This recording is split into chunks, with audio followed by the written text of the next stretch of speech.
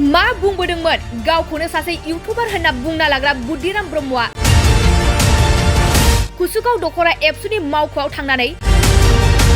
रोखा रोखा लिरना होबोदोंमोन गावनि अगेन खामानि मावनायखौ हमदांना मोननानै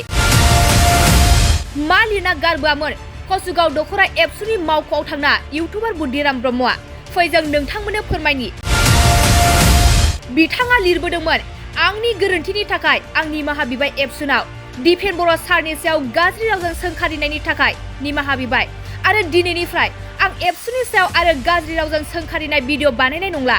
आंनि गामिया टिपखाय आं हिनजाव गदाय लानानै कुसुगाव फैनानै रायजो जाफैनाय जाबाय आं दा बिहाव सुभद्रानि हायाव थायो आं एबसु आरो सोरनिबा सायाव माबाफोर गाज्रि बुंबा आंनि गोरोन्थि आयेन बायदि आंखौ साजा होनो हागोन आरो आं रावखौबो दुसिया क'क्राझार जिल्ला एबसु आरो कुसुगाव दख'रा एबसु जथाय इउटुबार बुद्धिराम ब्रह्मजों सावरायलायनायाव बेफोर बाथ्राखौ बुद्धिराम ब्रह्मआ सिमान जायो होनना रोखा रोखा लिरना होबोनाया फिन गाज्रि लिरफिनना भिडिअ खालामना बांस'नाय बाथ्रा बुंफिननाया थारैनो दुखुनांथाव बर' हारिनि माहारियारि आफादनि दैदेनगिरि आफादगिरि दिपेन बर'खौ बेफोरबायदि बुंनायाव बर' समाजा मा राहा लागोन बिनि सायाव नोंथांमोनाबो मा बुंगोन मा बुंबोदोंमोन गावखौनो सासे इउटुबार होनना बुंना लाग्रा बुद्धिराम ब्रह्मआ कुसुगाव दख'रा एबसुनि मावख'आव थांनानै रोखा रोखा लिरना होबोदोंमोन गावनि अगेन खामानि मावनायखौ हमदांना मोननानै मा लिरना गारबोआमोन कुसुगाव दख'रा एबसुनि मावख'आव थांना इउटुबार बुद्धिराम ब्रह्मआ फै जों नोंथांमोननो फोरमायनि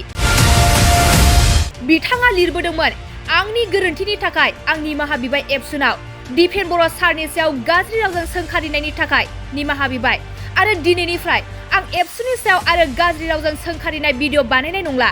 आंनि गामिया टिपखाय आं हिनजाव गदाय लानानै कुसुगाव फैनानै रायजो जाफैनाय जाबाय आं दा बिहाव सुभद्रानि हायाव थायो आं एबसु आरो सोरनिबा सायाव माबाफोर गाज्रि बुंबा आंनि गोरोन्थि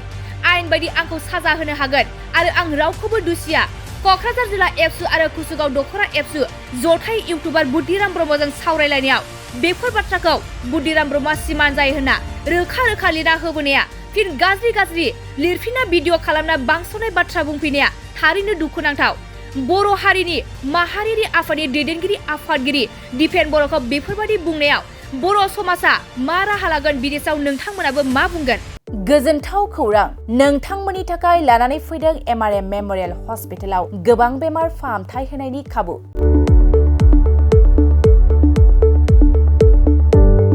बेमारि सुबुंफोरनि थाखाय गोजोनथाव खौरां एमआरएम मेम'रियेल हस्पिटालाव मोजां रोंगौथि गोनां डक्टरफोरजों बेमारि सुबुंफ्रा मोजां फाहामथाय लानो हानाय सुबिदाखौ लानानै फैबाय एमआरएम मेम'रियेल हस्पिटाला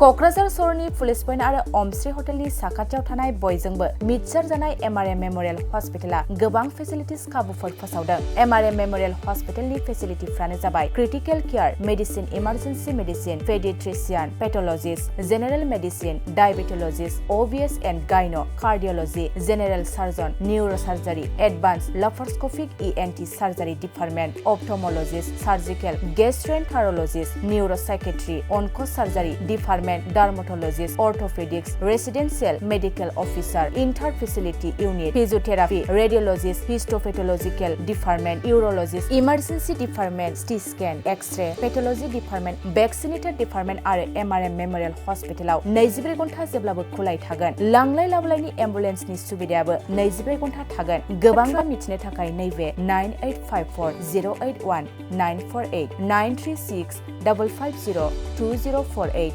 जानबुं नाम्बाराव फन खालामनानै नोंथाङा मिथिनानै लानो हागोन।